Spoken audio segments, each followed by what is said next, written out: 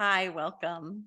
Today we're going to talk about what it's like to be intuitive, sensitive, and out in the world, kind of coping with our sensitivity with what it's like to be, you might identify as an empath or a highly sensitive person. And I really get this because I feel that I am both those things. And I'm also quite introverted. And yet I do work that's very engaged with people and I love people. And I actually believe that introverts make the best coaches and leaders.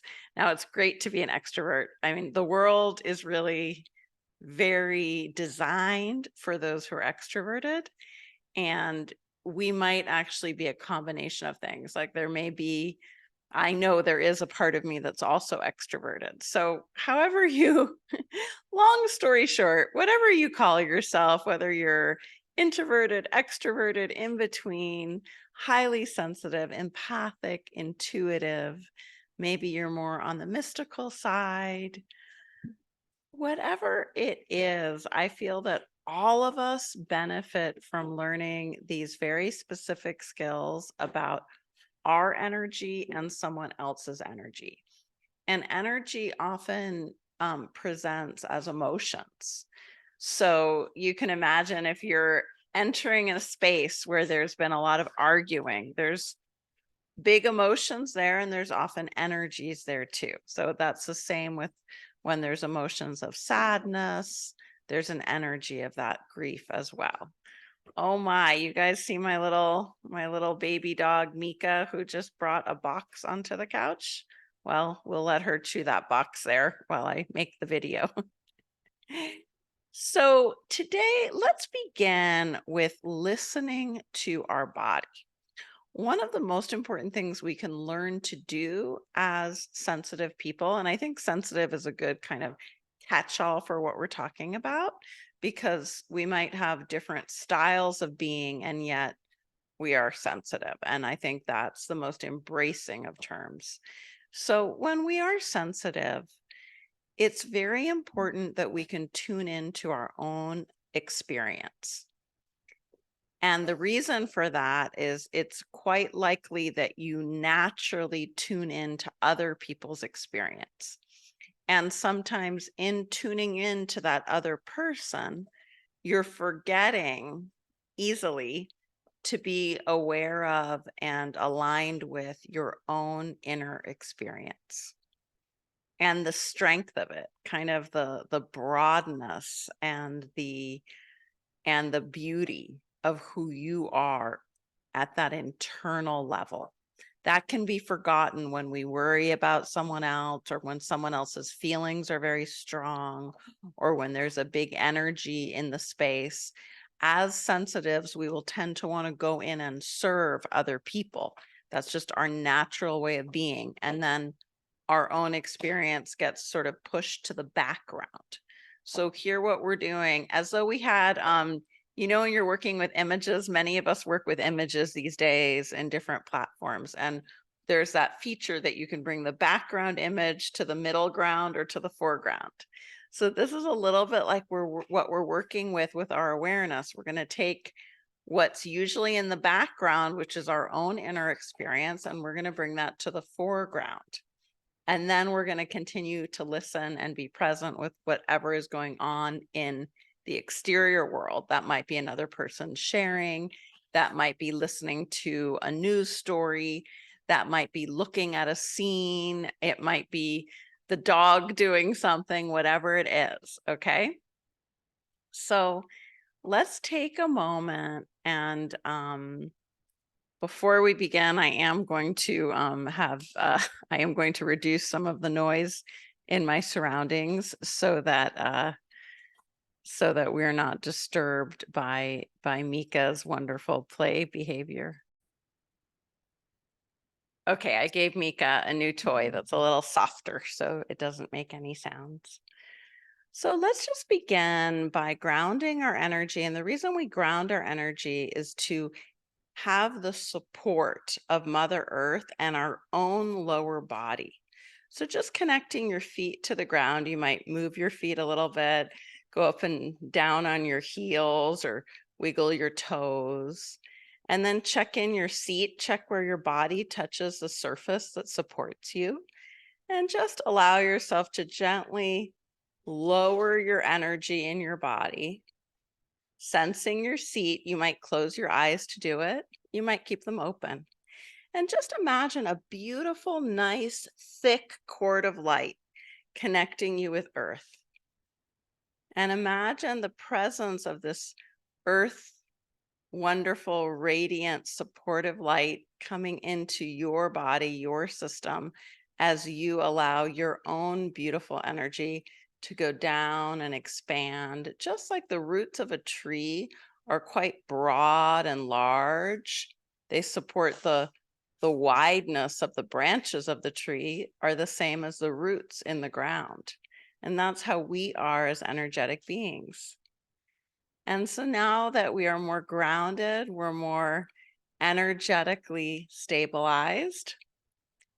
And of course, as I do that, Lily wants to come and have some of that energy. So here's Lily. You guys can meet Lily.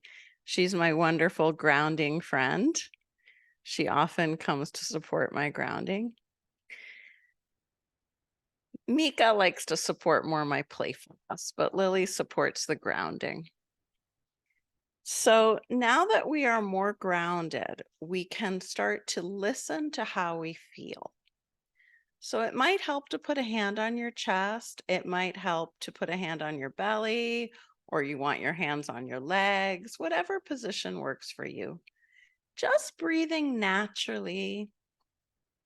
Begin to sense, how do I feel today? And you might use words to name that feeling. That can be helpful. You might want to write it down in a notebook. Sometimes when we can put a feeling down on paper, it helps us to kind of know it and represent it.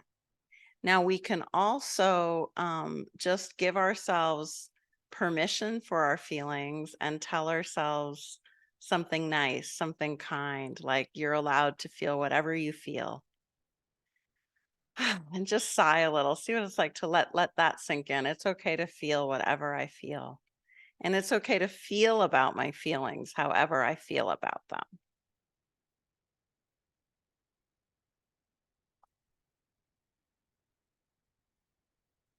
And now we want to check in with what we are sensing in our body. So, what do you sense in your body right now?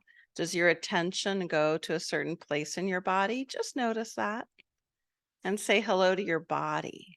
So, you're listening to your body, you're listening to your emotions, and you're listening to your sensations.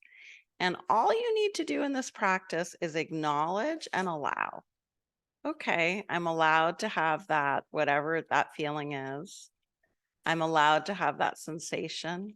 Now, if you want to do something with it, give yourself time to take a deep breath and bring an experience of whatever it is you need in the area you're sensing. If something's tense, you might imagine a sort of melting, warmth, opening.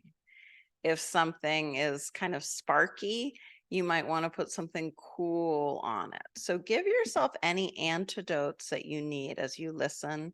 You're attending to yourself. Isn't that wonderful? So just doing a few minutes of this practice gives us that self-care, that attention at the energy level that's really important.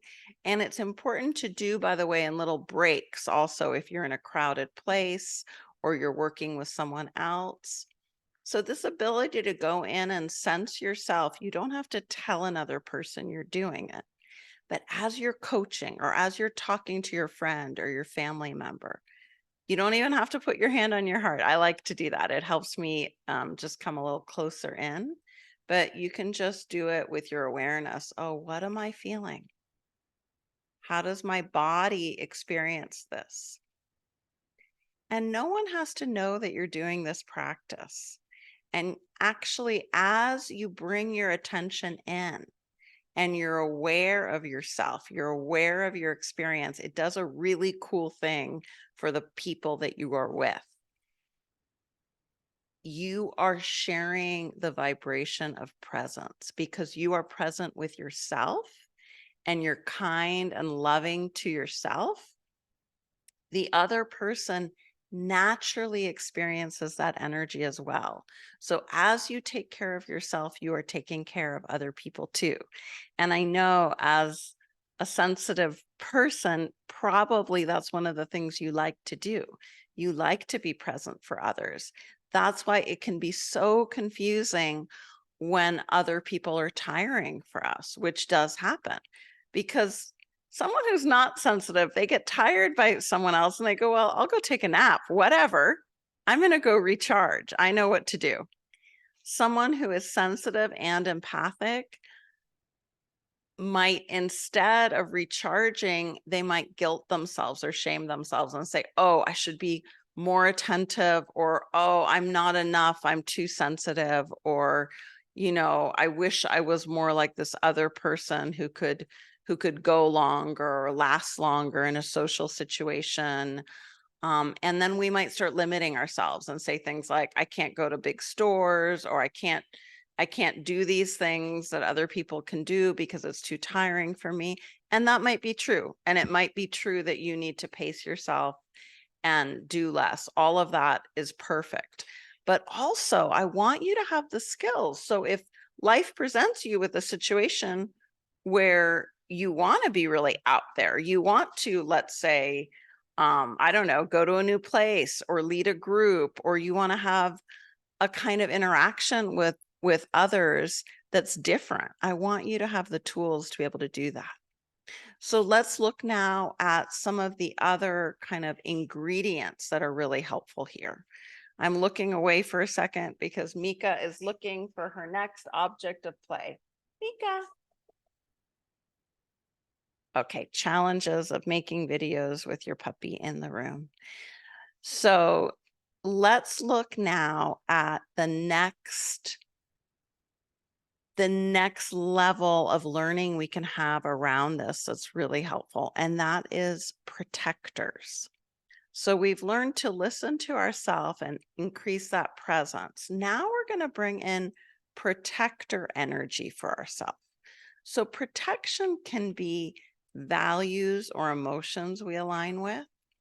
They can be colors. They can also be our guides and our angels. So one of the things I do before any work experience, whether that's teaching, coaching, making videos, whatever it is in the work realm, I go to every corner of my room and I imagine a color and a quality. The quality might be a value, it might be an emotion. So I might go into one corner of the room and just think about hope and see what color comes to me. And then I'll make a little bit of a sound for that hope and that color. So it might be a pink, hopeful sound. And then I'll go to the next corner of the room. I do all four corners and I add protection there. And I imagine these as pillars of light. And those pillars of light are active in my room as I'm working. They support me and they support the people I work with. So I'm not alone in that position of support. I think this is helpful to anyone, but especially helpful if we are sensitive and intuitive and empathic. It really helps us as empaths.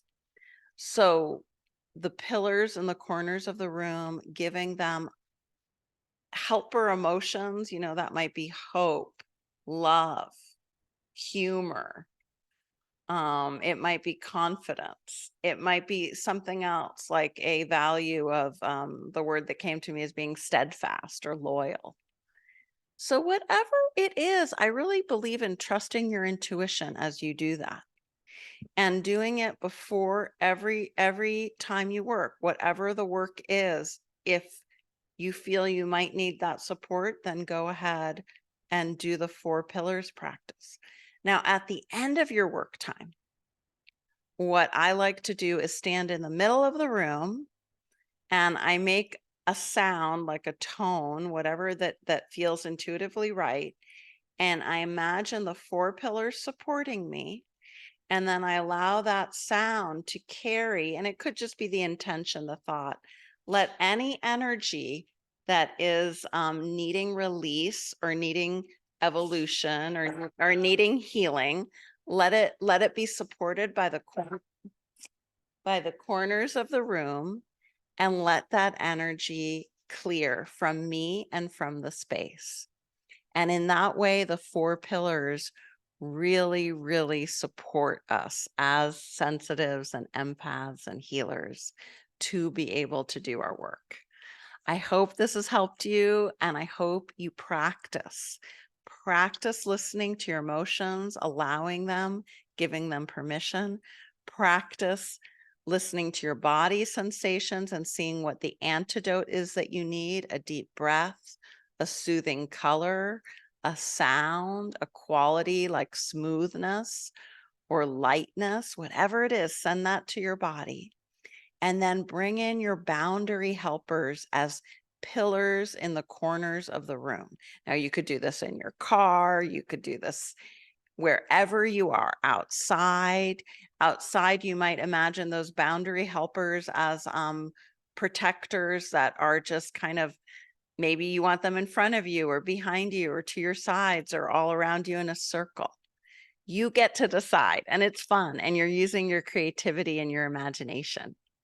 All right, guys, I hope you have enjoyed today. I'm just going to share Mika here with you for a moment. Here is Mika. She helped us, even if she barked a little bit. She was our wonderful helper today, and I appreciate her and the fun and joy that she brings, even when she's being a little bit of a rascal. Okay, there she goes. Talk soon. I'm going to have more videos coming about working with our energy and working as coaches and as leaders and learning what our archetypes are as coaches. Take care.